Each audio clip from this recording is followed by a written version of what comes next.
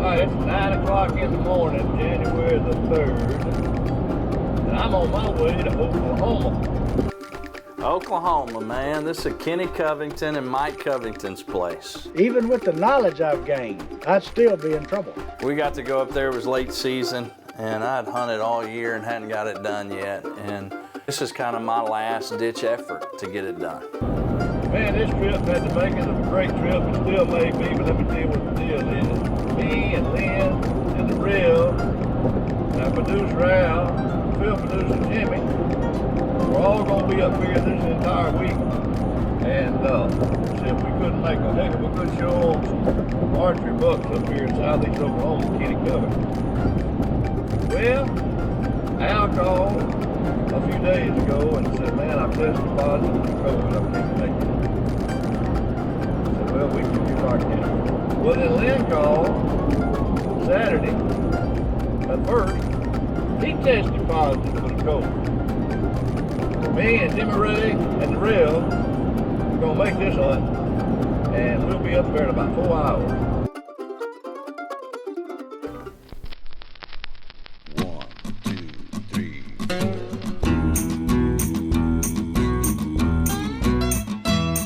Love God, spend time with your family, be kind, uphold the law, or a few things you can do to be like Paul. Oh, we ain't got a little fight to it this morning. Go to work, go to church, keep your word, that's all she wrote.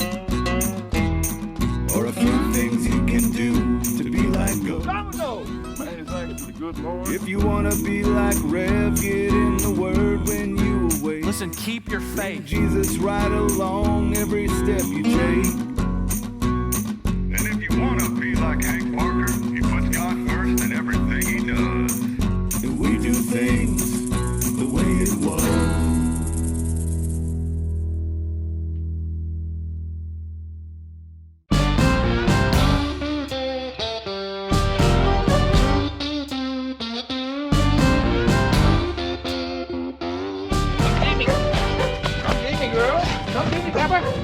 Come here.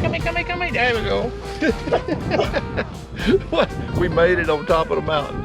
And the bulldog hadn't bit either one of us yet. So this was a trip we were looking forward to because Lynn, Sid, and myself, we were all getting to go, and that doesn't happen often where all of our schedules line up. Well, man, you talking about a view? Now, it is a view. And I've seen 5 deer already since we left the paper. And then we had one little slight problem. I came down with the coronavirus, and I was not going to Oklahoma.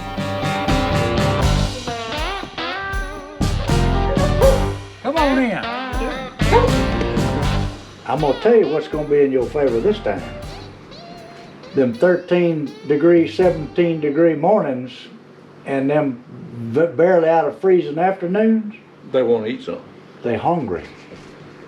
Well, I stay that way and it's showing too. I was gonna talk to you I was about going to that. bring you some M&M's to kind of fill that up a little I'm bit. glad you didn't. You give me the diabetes. Yeah, I brought you some other things. I brought you some lemon and orange slices. You just trying to give me the double diabetes, ain't you? Well, that's fruit. No, that's sugar. Oh, That ain't nothing but yellow and orange sure. sugar. Gel sugar. Sugar. Real sugar. Yeah. Yep, what they are, but they sure good. Go, done give me the diabetes of the babies. Now he's trying to give me the type 1 diabetes. For a couple of us, this could have been like an old retirement home hunt. I've seen in pictures of them people make up on the inner tube, you know, where they put their face on this muscle building body. If you could find you a young 20-something-year-old boy that was donating his body to science, you could just have a head transplant on his body, see? We're getting on up and aches and pains and stuff, but you know, we're gonna do this as long as we can. I'm gonna need somebody more along the lines of 45 to 50 go, because I don't want to start over at 20. Lynn's got the COVID, he couldn't make it. Al's got the COVID, he couldn't make it. The Rev had a staff meeting and he's running late. That's just his bad luck. Me and Jimmy's on time, and we're gonna go back here and see if we can stick one of these big Oklahoma buck penny's been grazing. So stay with us. We're in one-wheel drive, we're in medium, we're in forward. We're supposed to go.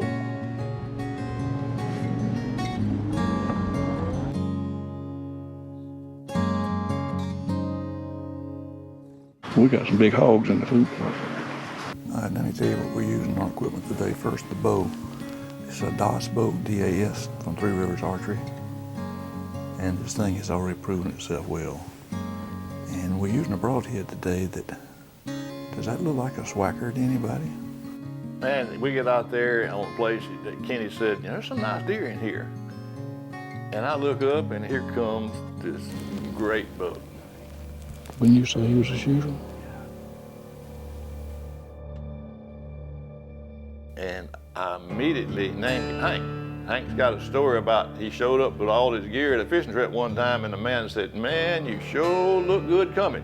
And that deer sure looked good coming, so that deer officially became Hank.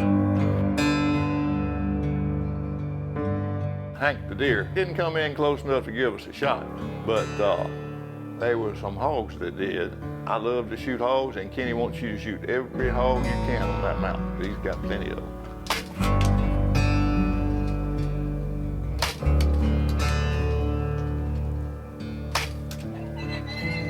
And we saw why. Here came 3 hogs up here. And so the shooter buck is still standing up there. And I shot 3 hogs. And maybe they won't come back in here and run my deer off again. Up there, and I'm like, here come 2 bucks out up there. And I said, one of them, I believe I would shoot at.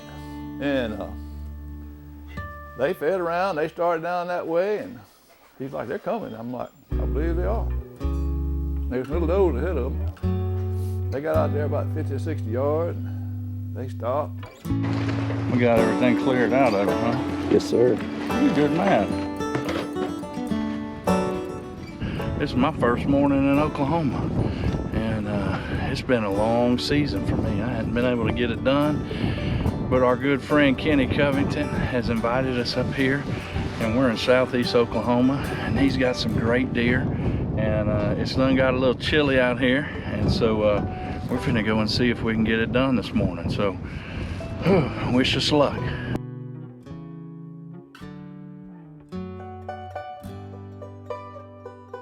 Man, there's some deer all over the place. We got in here really early this morning. There's a lot of live decoys, and those always work really good. So we're gonna hang out a little bit. We're gonna give it a few more hours, see if we wanna walk through here.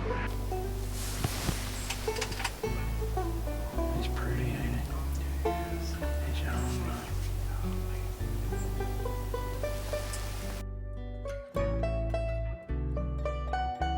Is that goofy horned deer out there? Kinda high and tight. Alright, look, it's kinda early, it's probably 10 o'clock. We're gonna go ahead and head in. All the deer went to bed after they ate breakfast. And so I can tell all the way up on top of that mountain, goats up there cooking my breakfast. And so I'm fixing to go up there and have breakfast, and then we'll come back and get on it this evening. So hang loose, and we're gonna maybe probably eat some bacon here in just a little bit.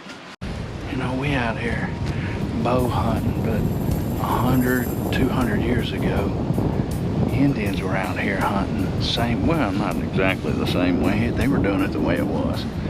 Yeah, you're talking about the Indians. We started that way. We didn't start with the training wheels on our bows like you do.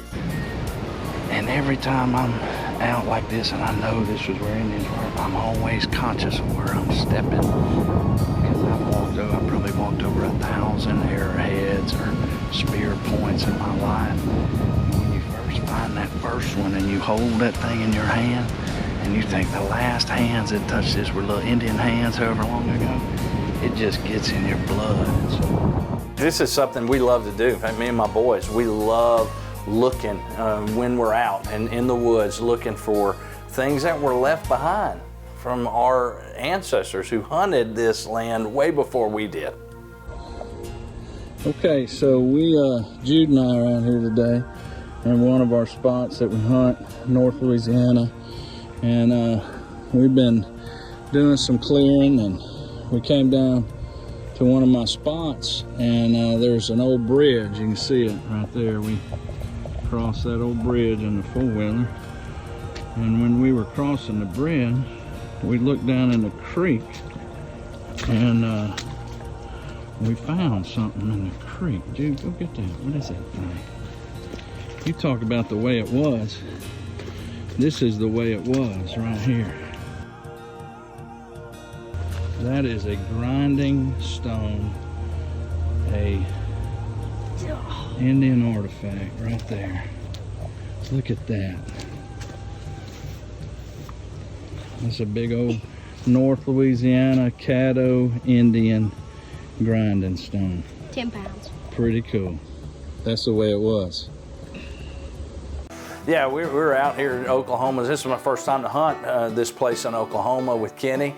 And it's beautiful, just this ridge, this mountain ridge, a lot of deer, a lot of activity. I saw a pretty good buck that morning came in, got a nice 8-point, kind of high, kind of tight. And he was a tempter for sure, but really wasn't the one I was looking for. You never left? I had big business we had to do today. Come on. I've been having to take care of a lot of business on this telephone. I bet. And Mr. Beatty's lonesome down there. He's laid up with the COVID, not up here hunting. He's just acting like he's supposed to be in so bad he can't. So I'm trying to keep him with a play-by-play. Well, when I got it, the corona, I knew I wasn't going to, I didn't want to take that stuff up there to them boys, you know, so I stayed at home and beat around. I really didn't get sick at all. It wasn't bad at all. But. Oh, well, he, when I texted him, I said, look, CDC said you only got to be quarantined 5 days now. Come on up. Yeah. So he had a week at home, aggravating maul, and probably shooting his longbow every day. Ooh, look at him. That looks good.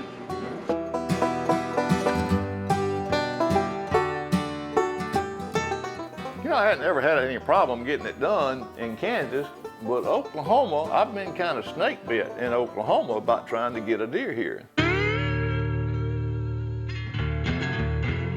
Oklahoma, second day. Yeah, we're on the same food plot yesterday where I am now. It's a 9-point. And there was this really nice 9-point shooter. He was a really nice deer. It's just a matter of hoping he walks by close enough that me and my longbow can get it done.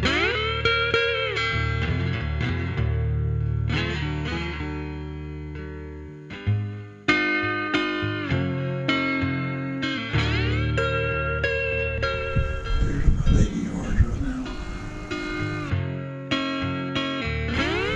Right now he's just getting a belly full of green, but he keeps looking up there at that protein feeder and looking at it. Right now I'm in a little dilemma.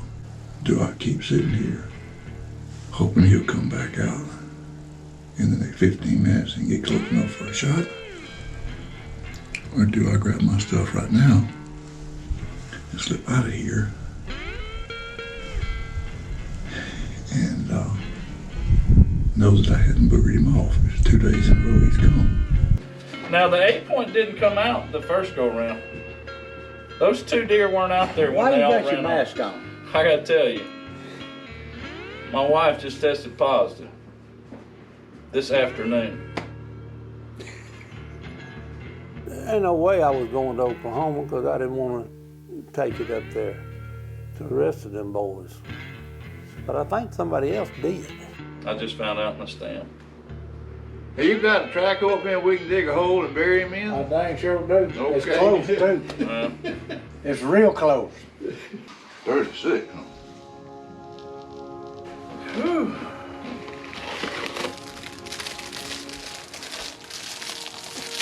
That was gonna do it right there. Honey bun in the morning. And we'll make a big buck come by. What do you think? That works all the time. That's what I thought. We're getting in a little early, so they come out in the field. So we're about an hour before daylight right now. So we're gonna get in there and get settled and get quiet and go to hunting.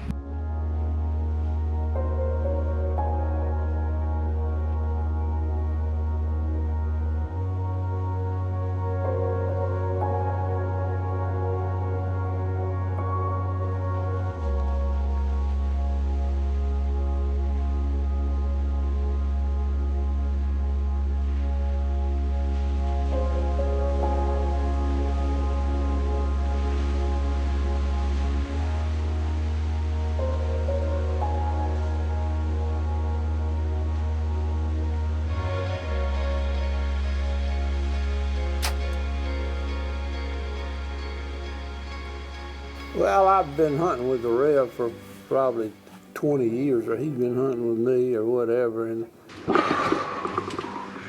he kind of gets fired up with his hunting pretty good, you know, so I've been watching him for the last 20 years, and me and Ghost finally trying to teach him a little bit how to hunt now. I shot him, he's 18, well, probably 20 yards.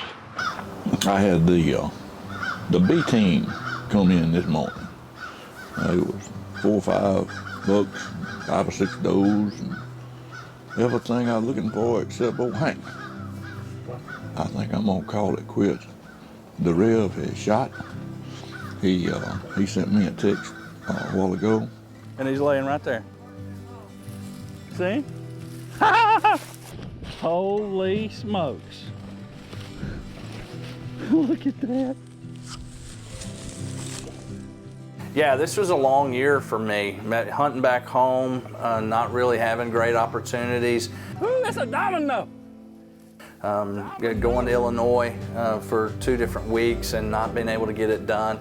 Look at that. This was kind of last ditch effort for me. It was in January, and so yeah, this was a good way to end a long hunting season. Well, that's the one you sent me down here for, wasn't it?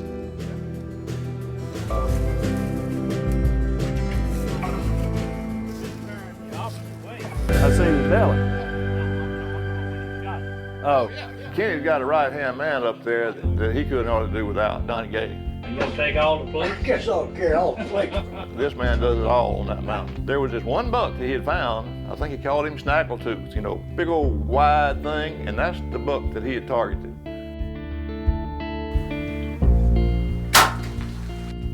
Domino.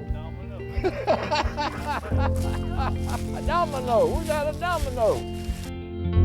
I'm determined to break this curse in Oklahoma. All right, I've got my bow, my arrow. I had a couple of opportunities, and you can kind of see what it looked like, what happened this year.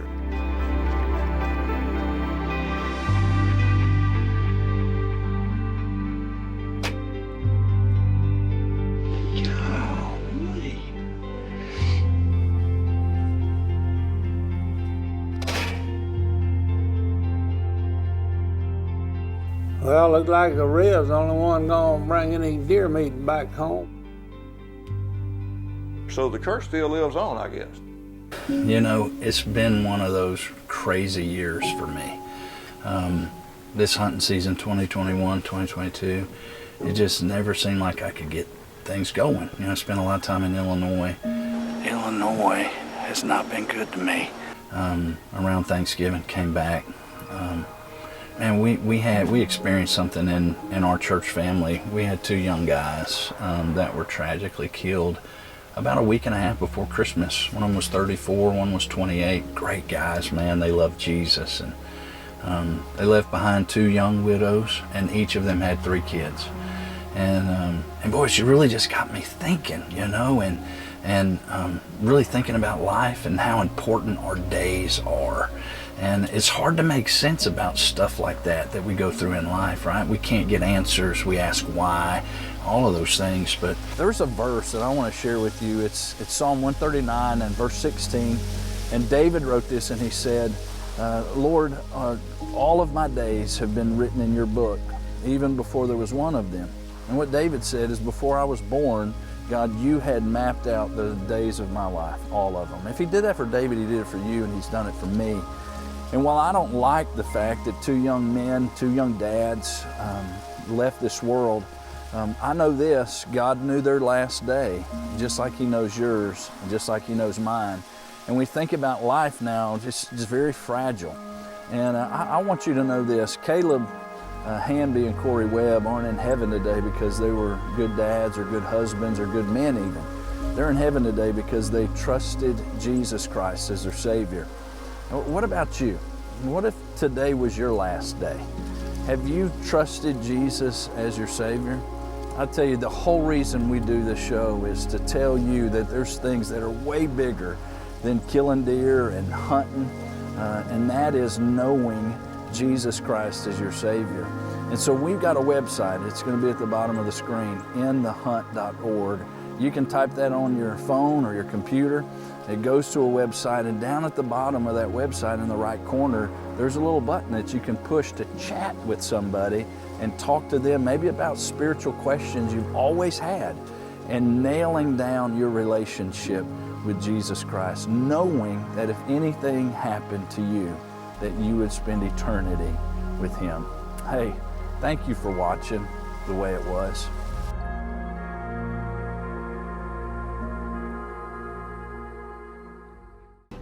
The Way It Was is brought to you by these fine sponsors.